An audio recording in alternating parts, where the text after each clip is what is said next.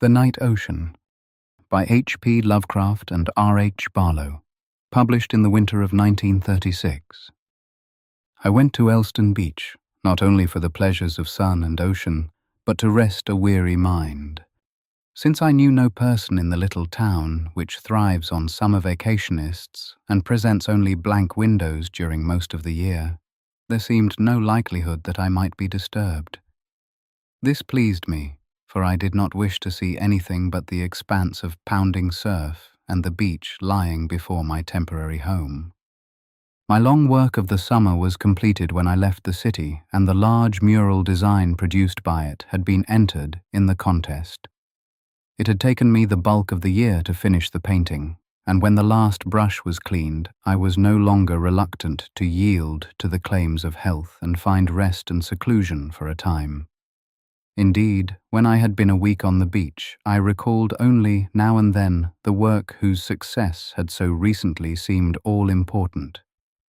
There was no longer the old concern with 100 complexities of colour and ornament, no longer the fear and mistrust of my ability to render a mental image actual and turn by my own skill alone the dim conceived idea into the careful draft of a design.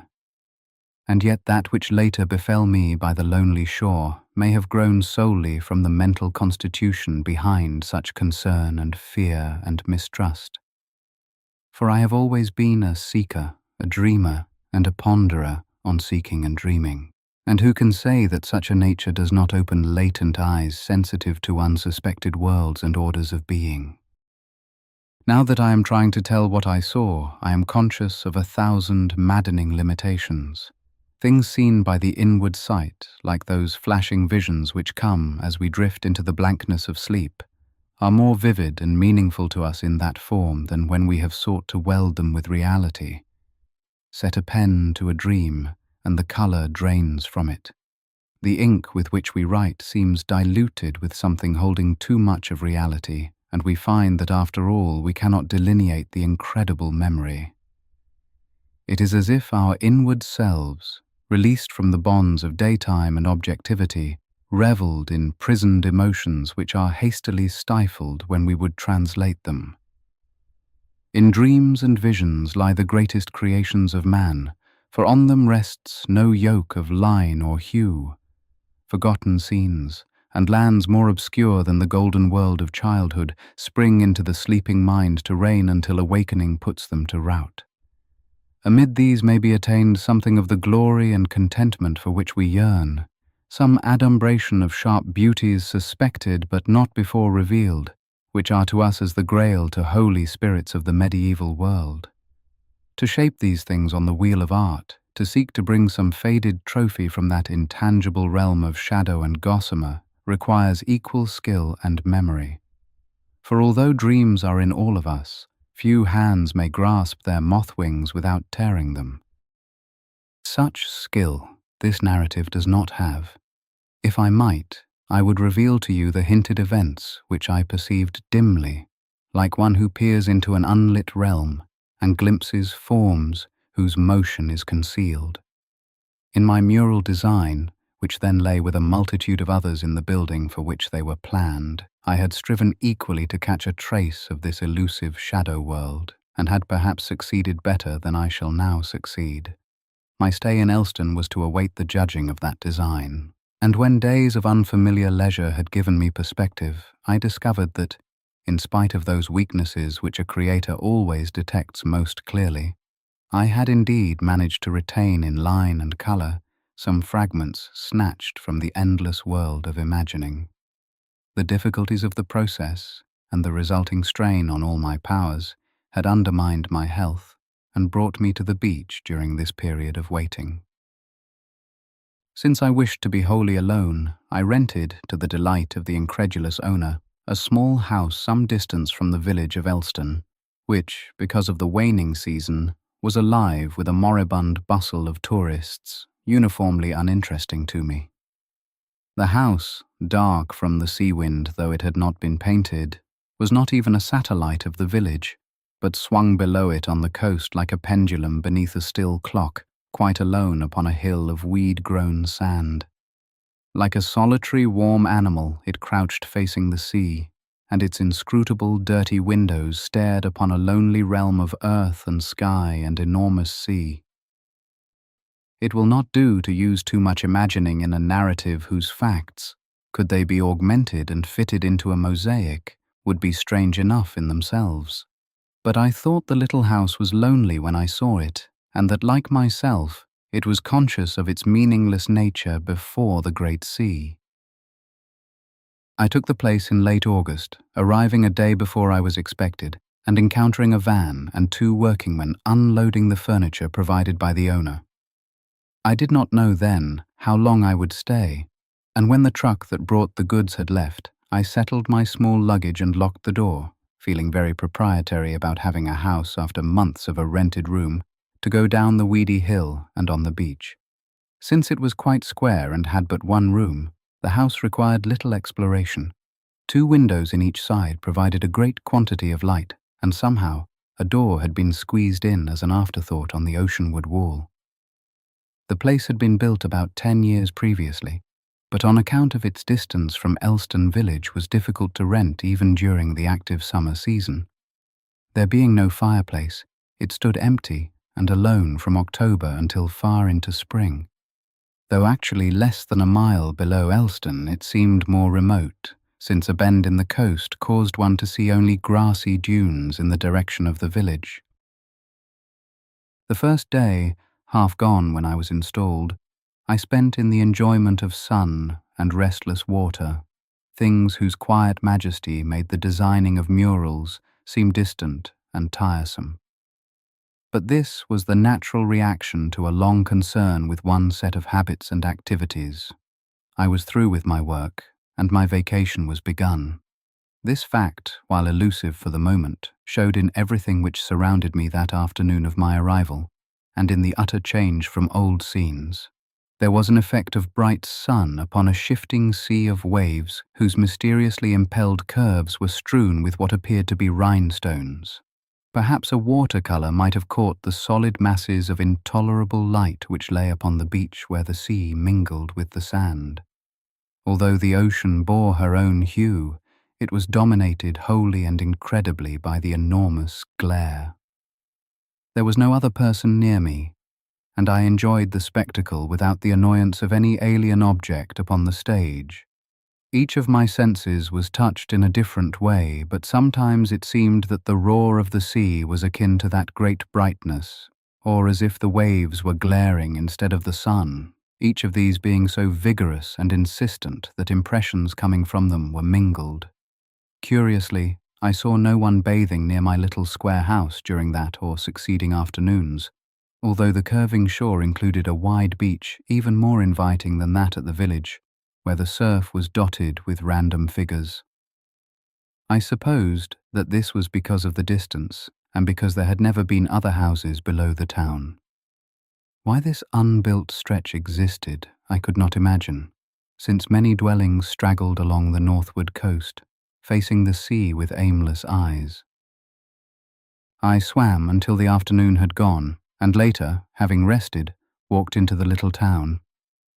Darkness hid the sea from me as I entered, and I found in the dingy lights of the streets tokens of a life which was not even conscious of the great gloom-shrouded thing lying so close.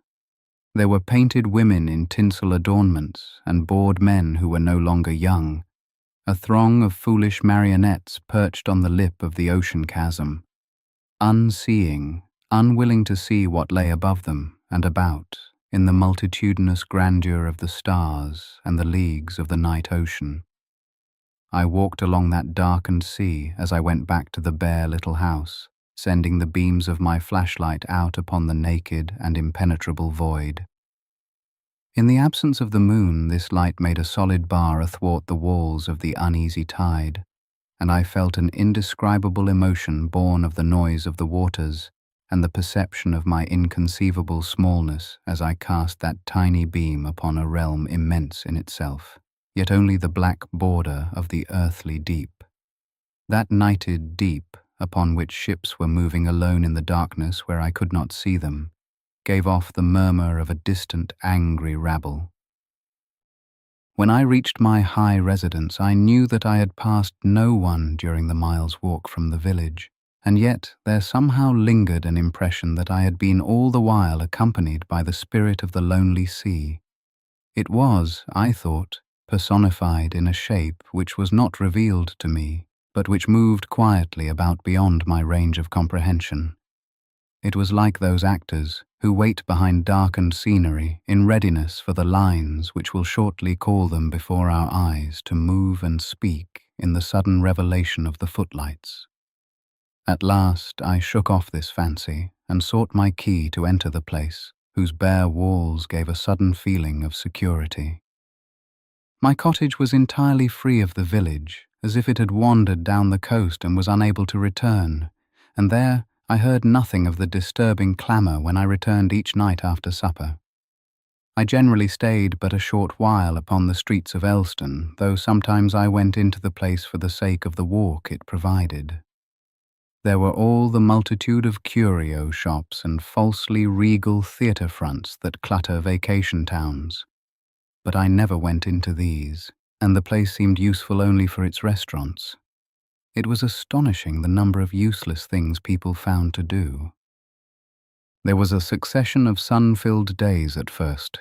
I rose early and beheld the grey sky agleam with promise of sunrise, a prophecy fulfilled as I stood witness. Those dawns were cold, and their colours faint in comparison to that uniform radiance of day which gives to every hour the quality of white noon. That great light, so apparent the first day, made each succeeding day a yellow page in the book of time. I noticed that many of the beach people were displeased by the inordinate sun, whereas I sought it. After grey months of toil, the lethargy induced by a physical existence in a region governed by the simple things, the wind and light and water, had a prompt effect upon me. And since I was anxious to continue this healing process, I spent all my time outdoors in the sunlight. This induced a state at once impassive and submissive, and gave me a feeling of security against the ravenous night. As darkness is akin to death, so is light to vitality. Through the heritage of 1,000,000 years ago, when men were closer to the mother sea, and when the creatures of which we are born lay languid in the shallow, sun-pierced water, we still seek the primal things when we are tired, steeping ourselves within their lulling security like those early half-mammals which had not yet ventured upon the oozy land. The monotony of the waves gave repose, and I had no other occupation than witnessing a myriad ocean moods.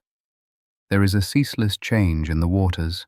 Colours and shades pass over them like the insubstantial expressions of a well-known face, and these are at once communicated to us by half-recognized senses. When the sea is restless, remembering old ships that have gone over her chasms, there comes up silently in our hearts the longing for a vanished horizon. But when she forgets, we forget also. Though we know her a lifetime, she must always hold an alien air, as if something too vast to have shape were lurking in the universe to which she is a door. The morning ocean, glimmering with a reflected mist of blue-white cloud and expanding diamond foam, has the eyes of one who ponders on strange things, and her intricately woven webs, through which dart a myriad-coloured fishes, hold the air of some great idle thing which will arise presently from the hoary immemorial chasms and stride upon the land. I was content for many days, and glad that I had chosen the lonely house which sat like a small beast upon those rounded cliffs of sand. Among the pleasantly aimless amusements fostered by such a life, I took to following the edge of the tide, where the waves left a damp, irregular outline rimmed with evanescent foam, for long distances, and sometimes I found curious bits of shell in the chance litter of the sea. There was an astonishing lot of debris on that inward curving coast which my bare little house overlooked, and I judged that currents whose courses diverge from the village beach must reach that spot. At any rate, my pockets, when I had any, generally held vast stores of trash, most of which I threw away an hour or two after picking it up, wondering why I had kept it.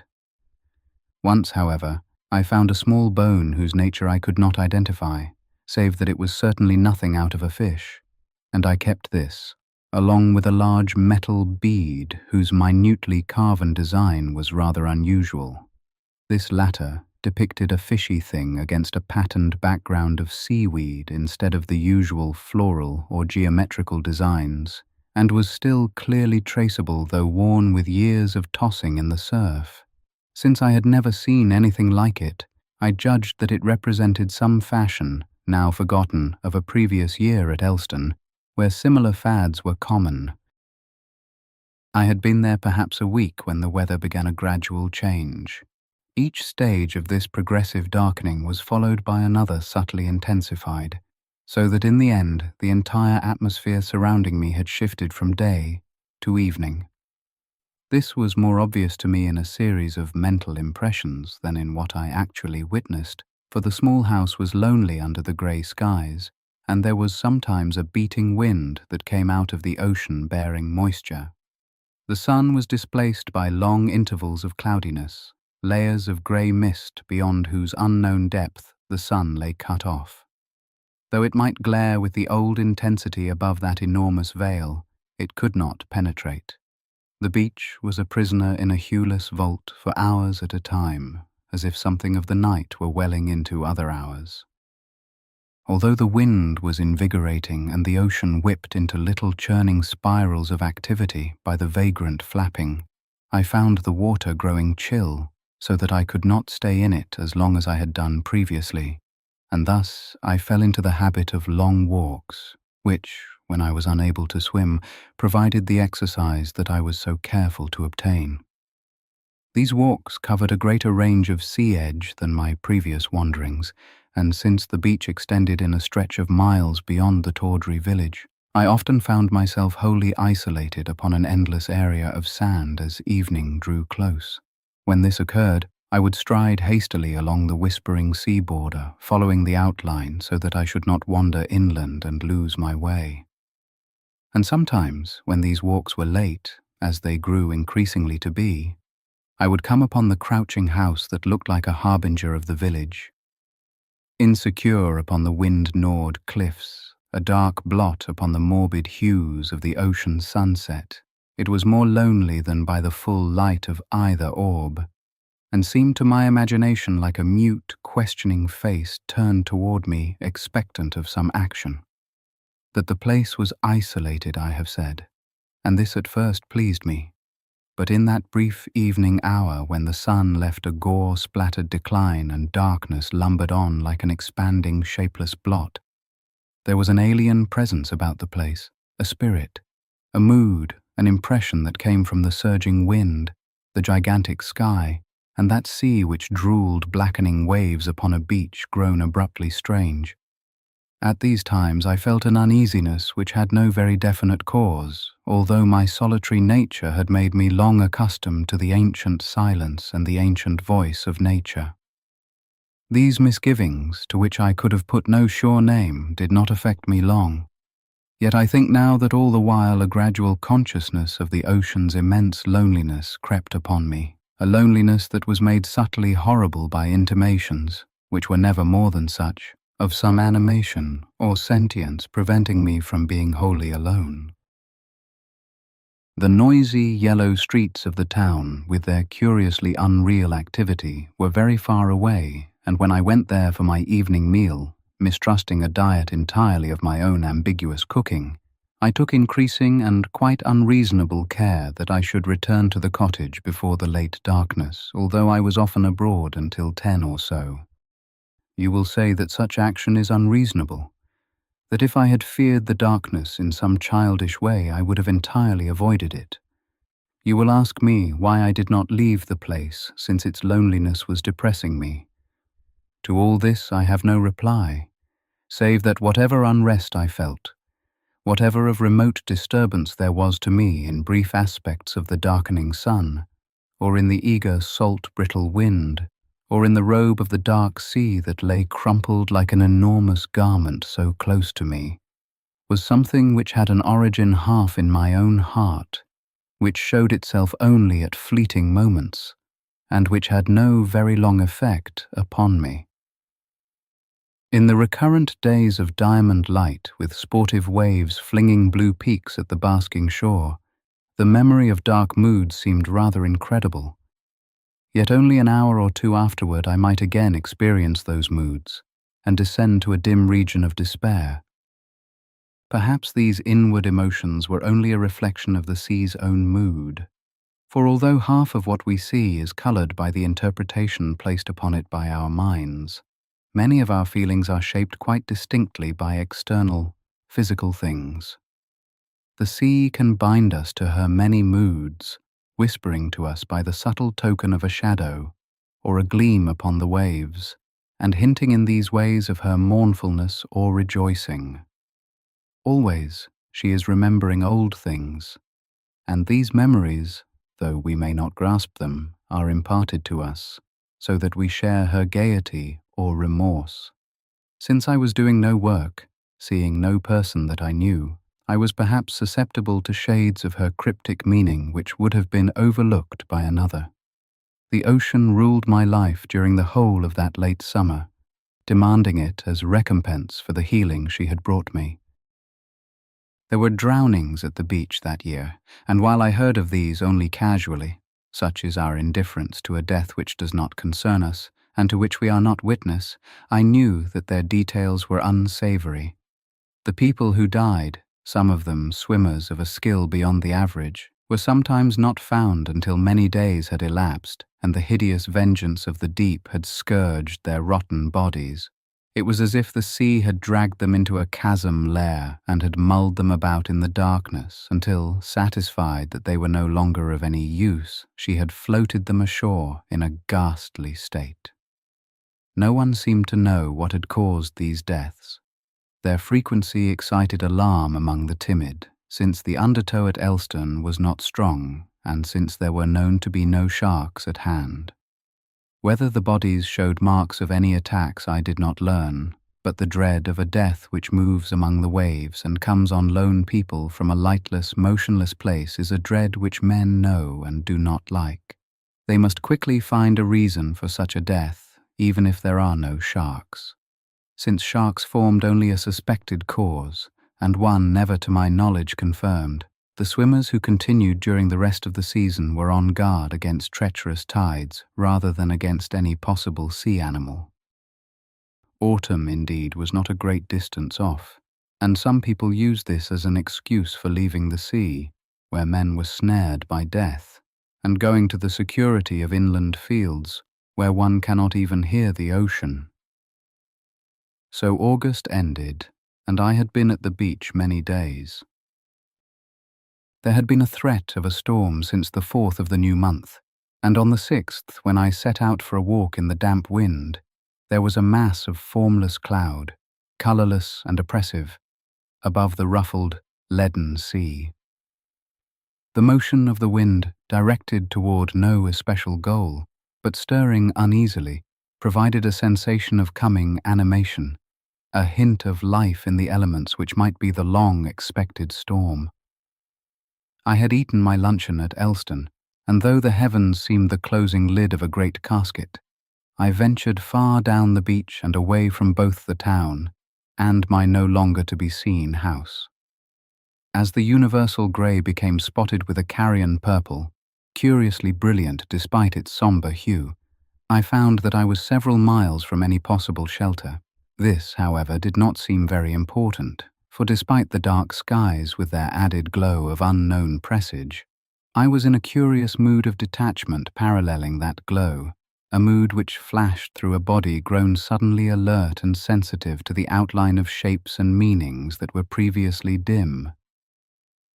Obscurely, a memory came to me, suggested by the likeness of the scene to one I had imagined when a story was read to me in childhood. That tale, of which I had not thought for many years, concerned a woman who was loved by the dark-bearded king of an underwater realm of blurred cliffs, where fish things lived, and who was taken from the golden-haired youth of her troth by a dark being crowned with a priest-like mitre, and having the features of a withered ape.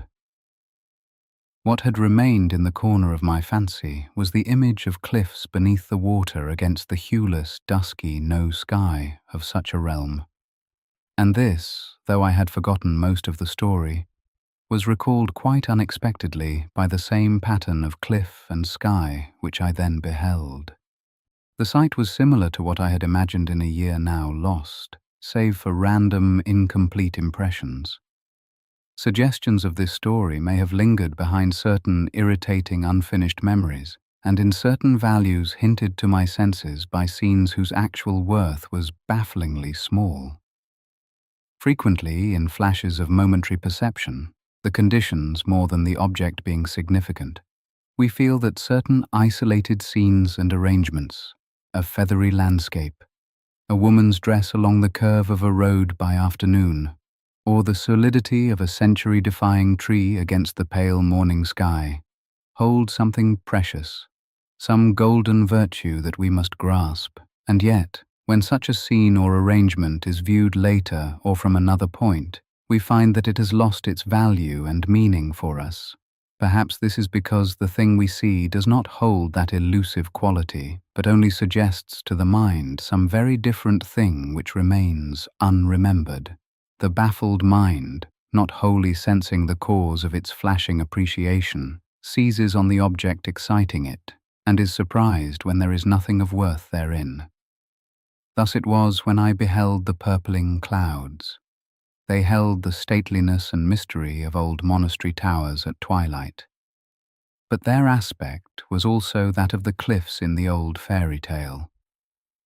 Suddenly reminded of this lost image, I half expected to see, in the fine spun, dirty foam and among the waves, which were now as if they had been poured of flawed black glass, the horrid figure of that ape-faced creature, wearing a mitre old with verdigris, advancing from its kingdom in some lost gulf to which those waves were sky.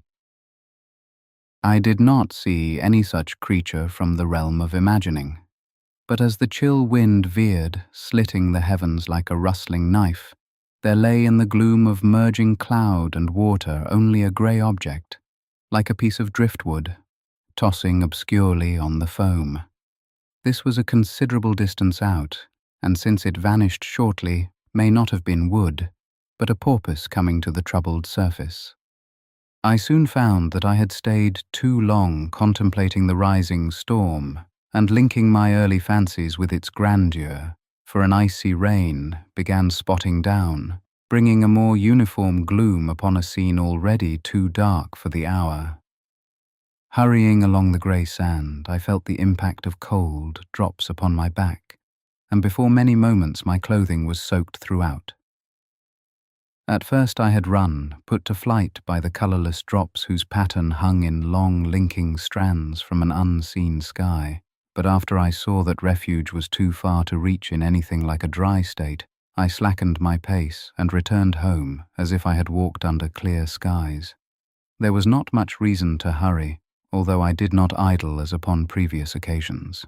The constraining wet garments were cold upon me, and with the gathering darkness and the wind that rose endlessly from the ocean, I could not repress a shiver. Yet there was, beside the discomfort of the precipitous rain, an exhilaration latent in the purplish, ravelled masses of cloud and the stimulated reactions of my body. In a mood, half of exultant pleasure from resisting the rain, which streamed from me now and filled my shoes and pockets, and half of strange appreciation of those morbid, dominant skies which hovered with dark wings above the shifting, eternal sea, I tramped along the grey corridor of Elston Beach. More rapidly than I had expected, the crouching house showed in the oblique, flapping rain, and all the weeds of the sand cliff writhed in accompaniment to the frantic wind, as if they would uproot themselves to join the far-travelling element. Sea and sky had altered not at all, and the scene was that which had accompanied me, save that there was now painted upon it the hunching roof that seemed to bend from the assailing rain. I hurried up the insecure steps, and let myself into a dry room where, unconsciously surprised that I was free of the nagging wind, I stood for a moment with water rilling from every inch of me. There are 2 windows in the front of that house, one on each side, and these face nearly straight upon the ocean, which I now saw half obscured by the combined veils of the rain and of the imminent night. From these windows I looked, as I dressed myself in a motley array of dry garments seized from convenient hangers, and from a chair too laden to sit upon. I was prisoned on all sides by an unnaturally increased dusk which had filtered down at some undefined hour under cover of the storm. How long I had been on the reaches of wet grey sand, or what the real time was, I could not tell, though a moment's search produced my watch, fortunately left behind and thus avoiding the uniform wetness of my clothing. I half guessed the hour from the dimly seen hands, which were only slightly less indecipherable than the surrounding figures. In another moment, my sight penetrated the gloom, greater in the house than beyond the bleared window, and saw that it was 6:45. There had been no one upon the beach as I came in, and naturally I expected to see no further swimmers that night. Yet, when I looked again from the window, there appeared surely to be figures blotting the grime of the wet evening. I counted 3 moving about in some incomprehensible manner, and close to the house another, which may not have been a person but a wave-ejected log, for the surf was now pounding fiercely. I was startled to no little degree, and wondered for what purpose those hardy persons stayed out in such a storm. And then I thought that perhaps, like myself, they had been caught unintentionally in the rain, and had surrendered to the watery gusts. In another moment, prompted by a certain civilized hospitality which overcame my love of solitude, I stepped to the door and emerged momentarily, at the cost of another wetting, for the rain promptly descended upon me in exultant fury, on the small porch, gesticulating toward the people. But whether they did not see me or did not understand, they made no returning signal. Dim in the evening, they stood as if half surprised, or as if they awaited some other action from me. There was in their attitude something of that cryptic blankness, signifying anything or nothing, which the house wore about itself as seen in the morbid sunset. Abruptly, there came to me a feeling that a sinister quality lurked about those unmoving figures who chose to stay in the rainy night upon a beach deserted by all people, and I closed the door with a surge of annoyance, which sought all too vainly to disguise a deeper emotion of fear, a consuming fright that welled up from the shadows of my consciousness. A moment later, when I had stepped to the window, there seemed to be nothing outside but the portentous night. Vaguely puzzled, and even more vaguely frightened, like one who has seen no alarming thing, but is apprehensive of what may be found in the dark street he is soon compelled to cross, I decided that I had very possibly seen no one, and that the murky air had deceived me. The aura of isolation about the place increased that night. Though just out of sight, on the northward beach, 100 houses rose in the rainy darkness, their light bleared and yellow above streets of polished glass, like goblin eyes reflected in an oily forest pool. Yet because I could not see them or even reach them in bad weather, since I had no car nor any way to leave the crouching house except by walking in the figure-haunted darkness, I realized quite suddenly that I was, to all intents, alone with the dreary sea that rose and subsided unseen, unkenned in the mist. And the voice of the sea had become a hoarse groan, like that of something wounded which shifts about before trying to rise. Fighting away the prevalent gloom with a soiled lamp, for the darkness crept in at my windows and sat peering obscurely at me from the corners like a patient animal, I prepared my food, since I had no intention of going to the village. The hour seemed incredibly advanced, though it was not yet 9 o'clock when I went to bed. Darkness had come early and furtively, and throughout the remainder of my stay lingered evasively over each scene and action which I beheld. Something had settled out of the night, something forever undefined but stirring a latent sense within me, so that I was like a beast expecting the momentary rustle of an enemy. There were hours of wind, and sheets of the downpour flapped endlessly on the meagre walls barring it from me. Lulls came, in which I heard the mumbling sea, and I could guess that large, formless waves jostled one another in the pallid whine of the winds, and flung on the beach a spray bitter with salt. Yet in the very monotony of the restless elements, I found a lethargic note, a sound that beguiled me, after a time, into slumber grey and colourless as the night. The sea continued its mad monologue, and the wind her nagging, but these were shut out by the walls of unconsciousness, and for a time the night ocean was banished from a sleeping mind. Morning brought an enfeebled sun, a sun like that which men will see when the earth is old, if there are any men left, a sun more weary than the shrouded moribund sky.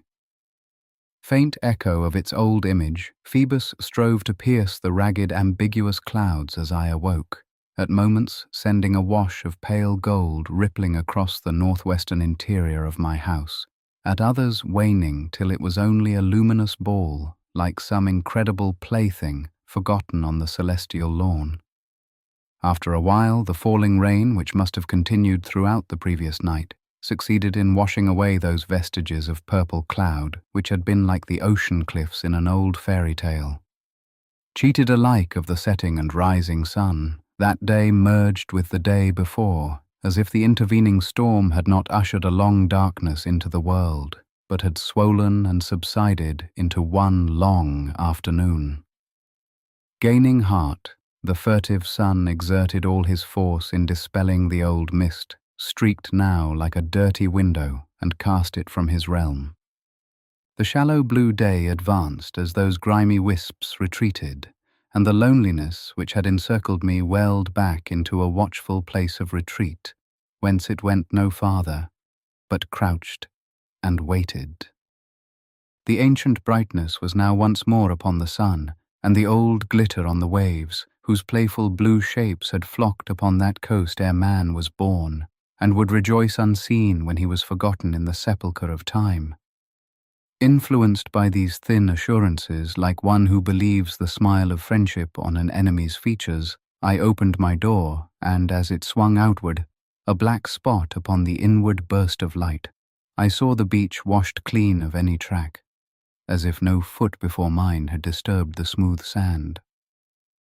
With the quick lift of spirit that follows a period of uneasy depression, I felt, in a purely yielding fashion and without volition, that my own memory was washed clean of all the mistrust and suspicion and disease-like fear of a lifetime, just as the filth of the water's edge succumbs to a particularly high tide and is carried out of sight. There was a scent of soaked, brackish grass, like the mouldy pages of a book, commingled with a sweet odour born of the hot sunlight upon inland meadows, and these were borne into me like an exhilarating drink, seeping and tingling through my veins, as if they would convey to me something of their own impalpable nature, and float me dizzily in the aimless breeze. And, conspiring with these things, the sun continued to shower upon me, like the rain of yesterday, an incessant array of bright spears, as if it also wished to hide that suspected background presence which moved beyond my sight and was betrayed only by a careless rustle on the borders of my consciousness, or by the aspect of blank figures staring out of an ocean void. That sun, a fierce ball solitary in the whirlpool of infinity, was like a horde of golden moths against my upturned face, a bubbling white grail of fire, divine and incomprehensible. It withheld from me 1,000 promised mirages where it granted one, for the sun did actually seem to indicate realms, secure and fanciful, where if I but knew the path I might wander in this curious exaltation. Such things come of our own natures, for life has never yielded for one moment her secrets, and it is only in our interpretation of their hinted images that we may find ecstasy or dullness according to a deliberately induced mood. Yet ever and again we must succumb to her deceptions, believing for the moment that we may, this time, find the withheld joy. And in this way the fresh sweetness of the wind, on a morning following the haunted darkness, whose evil intimations had given me a greater uneasiness than any menace to my body, whispered to me of ancient mysteries only half linked with earth, and of pleasures that were the sharper, because I felt that I might experience only a part of them. The sun and wind and that scent that rose upon them told me of festivals of gods, whose senses are a millionfold more poignant than man's, and whose joys are a millionfold more subtle and prolonged. These things, they hinted, could be mine if I gave myself wholly into their bright, deceptive power. And the sun, a crouching god with naked celestial flesh, an unknown, too mighty furnace upon which I might not look, seemed almost sacred in the glow of my newly sharpened emotions. The ethereal, thunderous light it gave was something before which all things must worship astonished. The slinking leopard in his green chasmed forest must have paused briefly to consider its leaf-scattered rays, and all things nurtured by it must have cherished its bright message on such a day. For when it is absent in the far reaches of eternity, earth will be lost and black against an illimitable void. That morning, in which I shared the fire of life, and whose brief moment of pleasure is secure against the ravenous years, was astir with the beckoning of strange things whose elusive names can never be written. As I made my way toward the village, wondering how it might look after a long-needed scrubbing by the industrious rain, I saw, tangled in a glimmer of sunlit moisture that was poured over it like a yellow vintage, a small object like a hand, some 20 feet ahead of me, and touched by the repetitious foam. The shock and disgust born in my startled mind when I saw that it was indeed a piece of rotten flesh overcame my new contentment, and engendered a shocked suspicion that it might actually be a hand. Certainly no fish or part of one could assume that look, and I thought I saw mushy fingers wed in decay. I turned the thing over with my foot, not wishing to touch so foul an object, and it adhered stickily to the leather shoe, as if clutching with the grasp of corruption. The thing, whose shape was nearly lost, held too much resemblance to what I feared it might be, and I pushed it into the willing grasp of a seething wave, which took it from sight with an alacrity not often shown by those ravelled edges of the sea.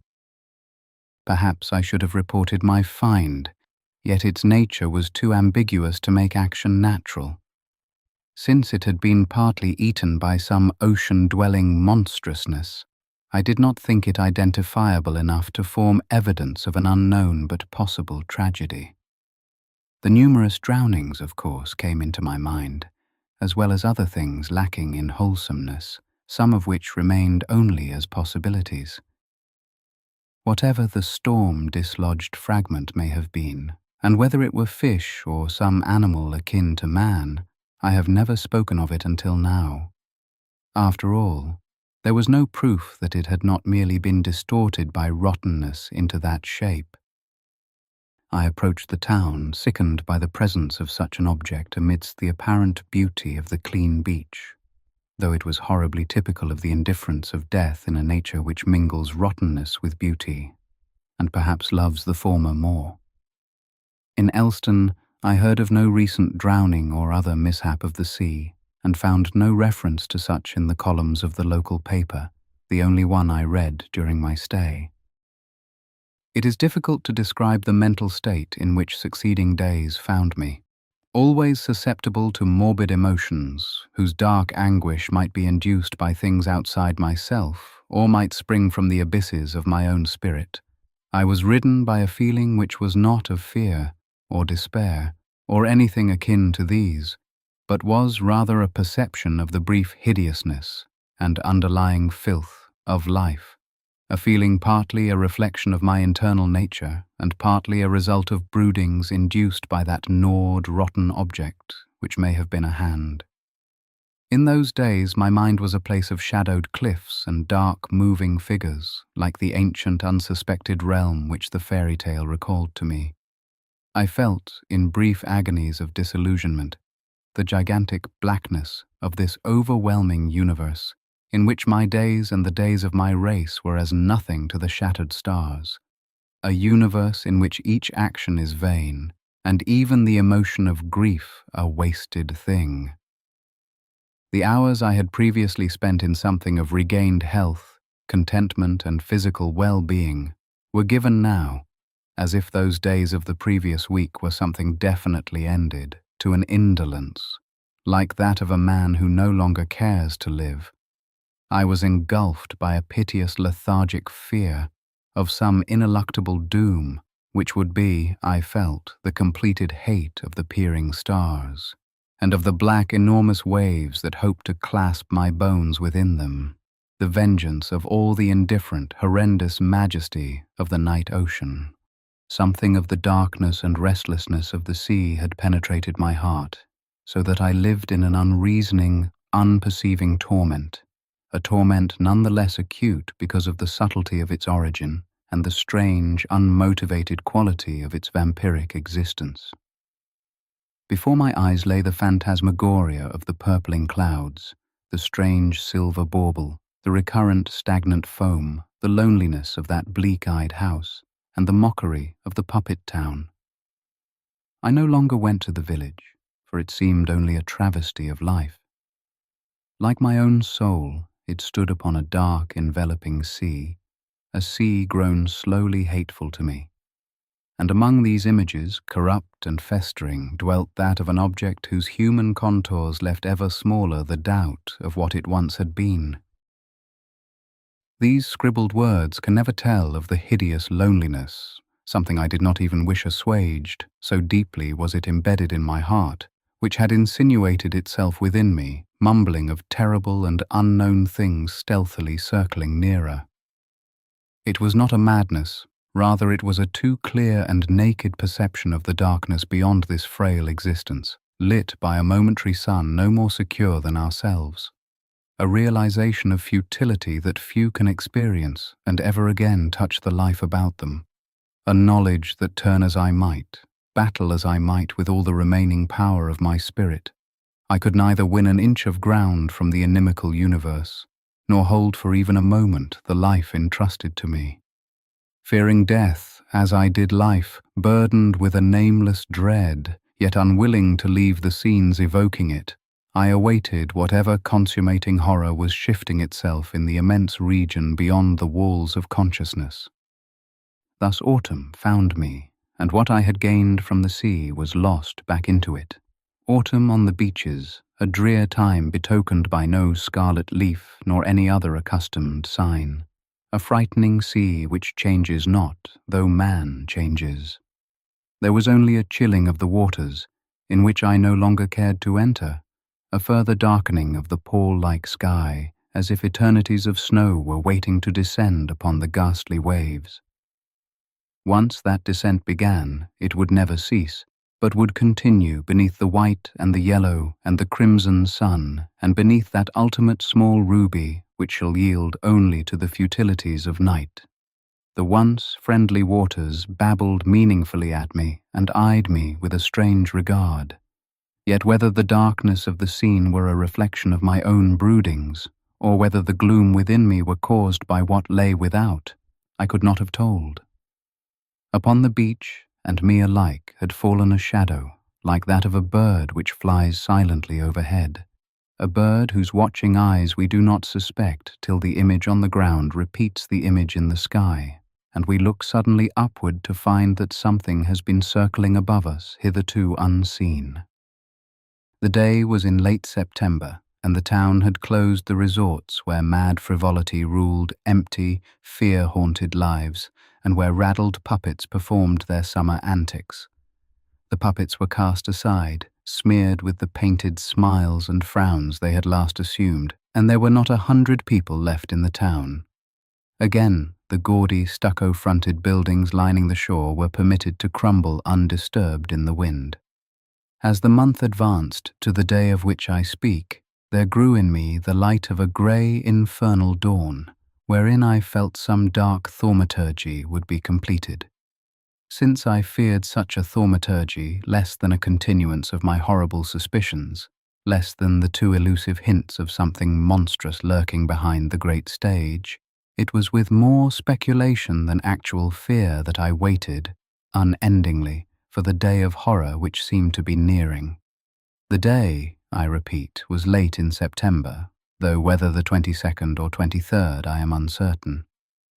Such details have fled before the recollection of those uncompleted happenings, episodes with which no orderly existence should be plagued because of the damnable suggestions and only suggestions they contain. I knew the time with an intuitive distress of spirit, a recognition too deep for me to explain. Throughout those daylight hours I was expectant of the night, impatient perhaps, so that the sunlight passed like a half-glimpsed reflection in rippled water, a day of whose events I recall nothing. It was long since that portentous storm had cast a shadow over the beach, and I had determined, after hesitations caused by nothing tangible, to leave Elston, since the year was chilling and there was no return to my earlier contentment. When a telegram came for me, lying 2 days in the Western Union office before I was located, so little was my name known, saying that my design had been accepted, winning above all others in the contest, I set a date for leaving.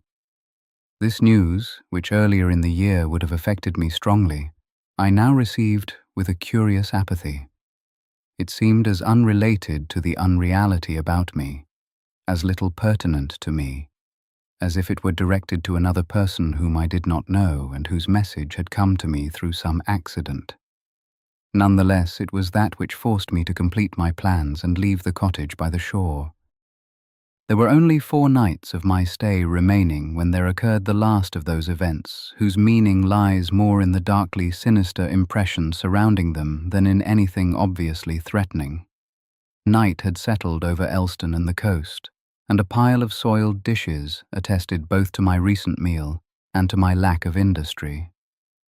Darkness came as I sat with a cigarette before the seaward window, and it was a liquid which gradually filled the sky, washing in a floating moon, monstrously elevated, the flat sea bordering upon the gleaming sand, the utter absence of tree or figure or life of any sort, and the regard of that high moon made the vastness of my surroundings abruptly clear. There were only a few stars pricking through, as if to accentuate by their smallness the majesty of the lunar orb and of the restless, shifting tide. I had stayed indoors, fearing somehow to go out before the sea on such a night of shapeless portent, but I heard it mumbling secrets of an incredible law. Born to me on a wind out of nowhere was the breath of some strange and palpitant life, the embodiment of all I had felt and of all I had suspected, stirring now in the chasms of the sky or beneath the mute waves. In what place this mystery turned from an ancient, horrible slumber I could not tell, but like one who stands by a figure lost in sleep, knowing that it will awake in a moment, I crouched by the windows, holding a nearly burnt-out cigarette, and faced the rising moon. Gradually there passed into that never-stirring landscape a brilliance intensified by the overhead glimmerings, and I seemed more and more under some compulsion to watch whatever might follow. The shadows were draining from the beach, and I felt that taken with them were all which might have been a harbour for my thoughts when the hinted thing should come. Where any of them did remain, they were ebon and blank, still lumps of darkness sprawling beneath the cruel, brilliant rays.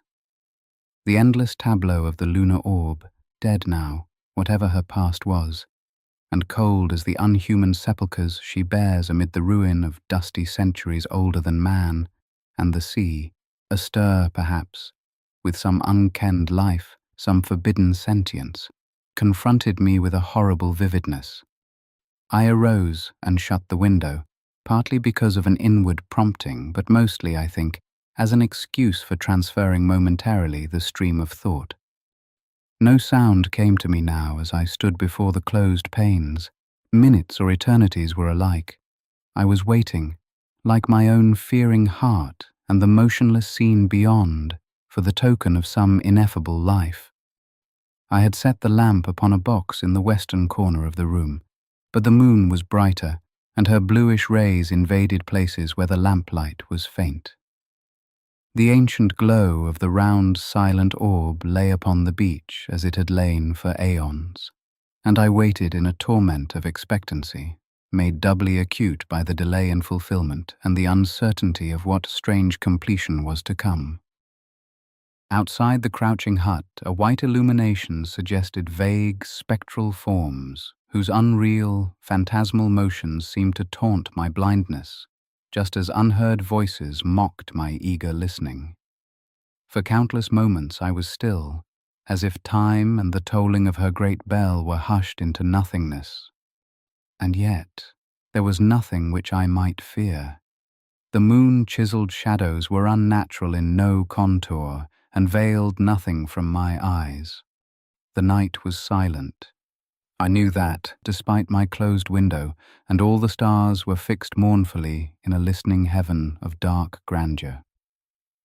No motion from me then, or word now, could reveal my plight, or tell of the fear-racked brain imprisoned in flesh which dared not break the silence for all the torture it brought. As if expectant of death, and assured that nothing could serve to banish the sole peril I confronted, I crouched with a forgotten cigarette in my hand. A silent world gleamed beyond the cheap, dirty windows, and in one corner of the room a pair of dirty oars, placed there before my arrival, shared the vigil of my spirit. The lamp burned endlessly, yielding a sick light hued like a corpse's flesh. Glancing at it now and again, for the desperate distraction it gave, I saw that many bubbles unaccountably rose and vanished in the kerosene-filled base. Curiously enough, there was no heat from the wick, and suddenly I became aware that the night as a whole was neither warm nor cold, but strangely neutral, as if all physical forces were suspended and all the laws of a calm existence disrupted.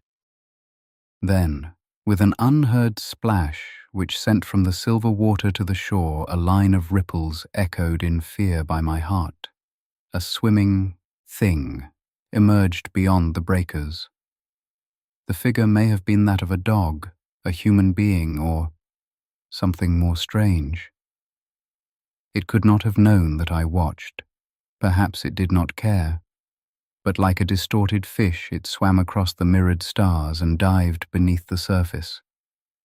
After a moment it came up again, and this time, since it was closer, I saw that it was carrying something across its shoulder. I knew then that it could be no animal, and that it was a man, or something like a man, which came toward the land from a dark ocean. But it swam with a horrible ease. As I watched, dread-filled and passive, with the fixed stare of one who awaits death in another, yet knows he cannot avert it, the swimmer approached the shore, though too far down the southward beach for me to discern its outlines or features. Obscurely loping, with sparks of moonlit foam scattered by its quick gait, it emerged and was lost among the inland dunes. Now I was possessed by a sudden recurrence of fear which had died away in the previous moments. There was a tingling coldness all over me, though the room, whose window I dared not open now, was stuffy. I thought it would be very horrible if something were to enter a window which was not closed. Now that I could no longer see the figure, I felt that it lingered somewhere in the close shadows, or peered hideously at me from whatever window I did not watch. And so I turned my gaze, eagerly and frantically, to each successive pane, dreading that I might indeed behold an intrusive, regarding face, yet unable to keep myself from the terrifying inspection. But though I watched for hours, there was no longer anything upon the beach. So the night passed, and with it began the ebbing of that strangeness, a strangeness which had surged up like an evil brew within a pot, had mounted to the very rim in a breathless moment, had paused uncertainly there, and had subsided, taking with it whatever unknown message it had borne. Like the stars that promise the revelation of terrible and glorious memories, goad us into worship by this deception, and then impart nothing, I had come frighteningly near to the capture of an old secret which ventured close to man's haunts and lurked cautiously just beyond the edge of the known. Yet in the end, I had nothing. I was given only a glimpse of the furtive thing, a glimpse made obscure by the veils of ignorance. I cannot even conceive what might have shown itself had I been too close to that swimmer who went shoreward instead of into the ocean. I do not know what might have come if the brew had passed the rim of the pot and poured outward in a swift cascade of revelation. The night ocean withheld whatever it had nurtured. I shall know nothing more. Even yet, I do not know why the ocean holds such a fascination for me. But then, perhaps none of us can solve those things. They exist in defiance of all explanation. There are men, and wise men, who do not like the sea and its lapping surf on yellow shores, and they think us strange who love the mystery of the ancient and unending deep. Yet for me there is a haunting and inscrutable glamour in all the ocean's moods. It is in the melancholy silver foam beneath the moon's waxen corpse. It hovers over the silent and eternal waves that beat on naked shores. It is there when all is lifeless save for unknown shapes that glide through sombre depths. And when I behold the awesome billows surging in endless strength, there comes upon me an ecstasy akin to fear, so that I must abase myself before this mightiness, that I may not hate the clotted waters and their overwhelming beauty. Vast and lonely is the ocean, and even as all things came from it, so shall they return there too. In the shrouded depths of time, none shall reign upon the earth, nor shall any motion be, save in the eternal waters.